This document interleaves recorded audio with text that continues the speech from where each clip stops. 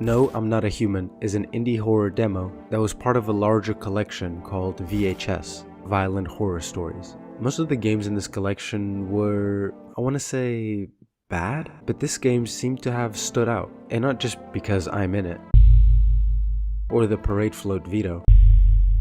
Its atmosphere and tone and underlying lore seem to have made it a lot more than just another indie horror game with this sort of lo-fi aesthetic. The game takes place entirely in your house. The outside world is not livable anymore, due to this apocalyptic event known as the Cataclysm, where the sun has become so hot it incinerates anyone exposed to it. At night, people come knocking at your door, begging for you to allow them to take shelter with you. But some of them aren't really people. The game calls them visitors. They look human, I mean, about as human as anyone in this game, I suppose, but they're not. And if you let one in, they will begin killing other survivors in your home, and so you must get rid of them before they get rid of you. You do that by watching the news every day and finding out their particular anomalies. Interrogate those within your home and see if anyone fits the bill.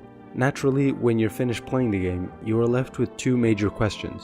What is this cataclysm, and who or what are these visitors? The most obvious and most likely intended reading is a biblical one, as a representation of a sort of judgment day, the apocalypse. There's a really great video by a creator that goes by Mythonics, where he explores these biblical themes in depth, and I really recommend watching it. But after seeing it, I didn't just want to simply repeat what Mythonics said in his video, especially since it was so well made. Instead of looking at this game through the lens of theology, I'll be looking at it through a more psychological one, interpreting this lore through the work of psychoanalyst Carl Gustav Jung, and all the while hopefully get a deeper understanding of the unconscious phenomena in the human mind. So let's get into it.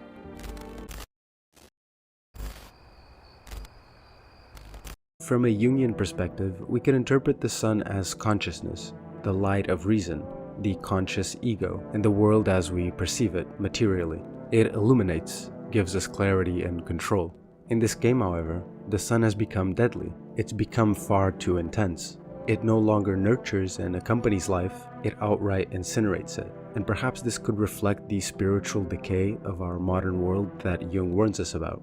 The decay of a spiritual guidance and stability which was more so familiar to our ancestors. In Modern Man in Search of a Soul, Jung tells us how totally different did the world appear to the medieval man. For him, the earth was eternally fixed and at rest in the center of the universe. Men were all children of God under the loving care of the Most High, who prepared them for eternal blessedness, and all knew exactly what they should do and how they should conduct themselves in order to rise from a corruptible world to an incorruptible and joyous existence. Such a life no longer seems real to us, even in our dreams. According to Jung, our collective psyche has become overexposed to consciousness. Our rationality and control have expanded at the cost of myth, spirituality, and the unconscious. After all, in the symbolic life, Jung tells us, the more enlightened we are, the more we seem to be in the grip of unseen powers. Now, the scientific accomplishments of our modern age have given us great comfort and pleasure. And I'm not here to say that I would rather go back in time to live my life as some medieval serf or a slave in antiquity. Unfortunately, however, there has been very little scientific development in healing our psychological pains, or in answering our deepest existential questions. As a matter of fact, you could say scientific developments are somewhat responsible for the latter. The scientific method doesn't exactly provide us with the answer to the why of our existence. That, for the longest time, was answered by myth.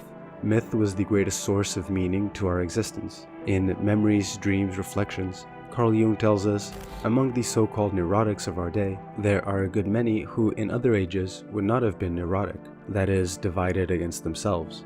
If they had lived in a period in which man was still linked by myth with the world of the ancestors, they would have been spared this division within themselves. So then this sun, this cataclysm, burning the earth, could be more broadly interpreted as a symbol for spiritual burnout on a civilization-wide scale. Now, with this arrangement, people are essentially forced to live in the night exclusively. And so if we see the sun, the daytime, as a time of egocentric, rational consciousness, one which in this world has become overbearing, we can interpret the night as the unconscious, as the shadow. In Jungian psychology, there exists a persona and a shadow, the persona being all the traits we want others to believe define us. We carefully curate its contents so that our persona remains prosocial and likable. All those undesirable human traits, however, not fit for our social persona, get shoved deep down into our unconscious and form our shadow. And so in this game, humans are forced to live during the night, and so are forced to live in the realm of the unconscious, not just of themselves, but of all humanity. So in the night, we will be confronted with this sort of collective shadow of humanity. In psychology and religion, Jung tells us, unfortunately, there can be no doubt that man is, on the whole, less good than he imagines himself or wants to be. Everyone carries a shadow, and the less it is embodied in the individual's conscious life, the blacker and denser it is. During the night, people will knock at your door to seek shelter from the extreme heat, and every day, this newscaster will tell us a new way to distinguish between a human and a visitor. Continuing with this Jungian interpretation, we could see the visitors and their particular anomalies as shadow aspects of humanity as a whole. The most blaring shadow aspect the visitors could exhibit is, of course, their murderous nature, their propensity for extreme violence. In Psychology of the Unconscious, Jung tells us, it is a frightening thought that man also has a shadow side to him, consisting not just of little weaknesses and foibles, but of a positively demonic dynamism. The individual seldom knows anything of this. To him, as an individual, it is incredible that he should ever, in any circumstance, go beyond himself. But let these harmless creatures form a mass, and there emerges a raging monster. And each individual is only one tiny cell in the monster's body, so that for better or worse, he must accompany it on its bloody rampages and even assist it to the utmost. Beneath the mass persona of civilized society lies a history of war, violence, and extreme bloodshed. Us, modern people, seem to look back at our ancestors and all the horror they might have caused or experienced and sort of scoff, differentiating ourselves from them and placing ourselves squarely above them. Even though, scarily, whatever propelled them to commit such horrible acts is present within us as well, just as it is in all humans, who, in some places, might still commit said acts. And this truly uncomfortable shadow aspect of humanity might also be shown in two other cases. First, the title screen as a chance of showing a secret message. It usually says, "No, I'm not a human.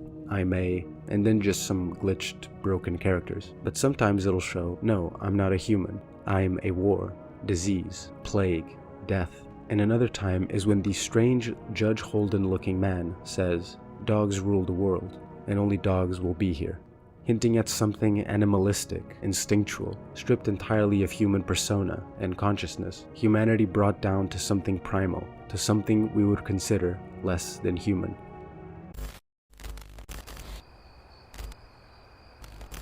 The first anomaly of the visitors is their perfect white teeth. And I wonder if this could perhaps be a reference to the movie The Thing.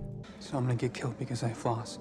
While I'm broadly interpreting these anomalies through a Jungian lens, as shadow aspects of humanity, we could also interpret the perfect white teeth through a sort of pseudo-Freudian lens. Freud, who was once a mentor of Carl Jung, proposed that those dreams we sometimes have of teeth falling out of our mouth symbolized a kind of castration anxiety. I suppose this theory is related particularly to men, but we could broaden this to a more general human fear, a fear of impotence, vulnerability, and loss of power. And so, therefore, we could interpret the visitor's perfect teeth as the opposite, as potency, as a kind of raw, primal aggression, as we talked about before.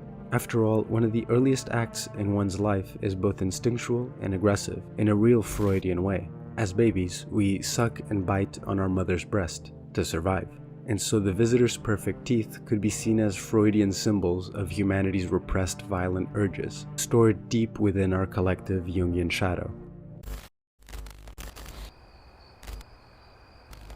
The second anomaly that we learn of is the fact that the visitors tend to have dirty fingernails. The in-game explanation is that they emerge from underground and have to dig their way out. And in Jungian terms, the underground could be symbolic for the unconscious. So their dirty fingernails can symbolize contact with the repressed, with what's buried within all of humanity, but is denied or avoided.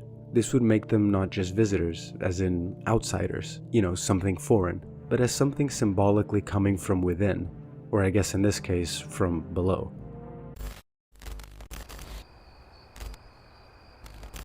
The third anomaly is the visitor's bloodshot eyes. Carl Jung once wrote, "Our mandala, the mandala representing unity and wholeness in the psyche, is indeed an eye, the structure of which symbolizes the center of order in the unconscious. To Jung, the eye, besides symbolizing sight and perception, is symbolic of a sort of psychic integration, a focal point where the conscious and unconscious meet in a cohesive and orderly way. But these visitors' eyes are inflamed, corrupted, and so could be a corrupted version of that symbol. If the healthy eye is like the mandala, representing balance and centering within one's psyche, then the bloodshot eyes of the visitors could symbolize a corrupted relationship with the unconscious, as in eyes that have seen too much of what should not be seen, all offensive material of the shadow, which humanity tries so hard to repress. We could also interpret it more practically, since we are interpreting the blazing, overwhelming sun as the overbearing light of consciousness and rationality of the modern world. Since the visitors are products of the night, and therefore representative of the shadow, their bloodshot eyes could be symbolic for their rejection of consciousness.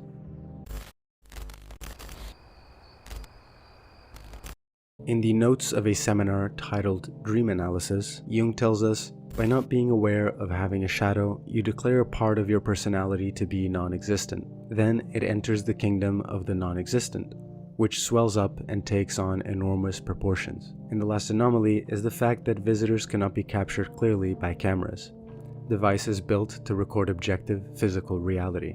We've already interpreted the visitors as shadow aspects of humanity, the aggression, the primal instinct, that modernity as denied. And so they would live in what Jung calls the kingdom of the non-existent, and the unconscious.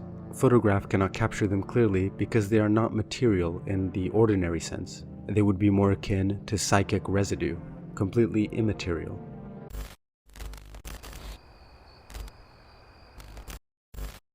The fact is that if one tries beyond one's capacity to be perfect, the shadow descends into hell and becomes the devil, said Jung in the Vision Seminar. If we take this from an interpersonal level onto a collective one, we could assume that, paradoxically, when a culture tries to be far too moral, enlightened, too rational, it will allow all that is imperfect, irrational, and unwanted to fall beneath consciousness and declare war on the unconscious. And of course, what gets repressed does not simply disappear, it festers. These visitors then are not just monsters, they are the blackened, mastized return of what was exiled, a shadow of a world that has tried too hard to purge itself from all darkness. And now, since we would not integrate them, they've come to integrate us by force.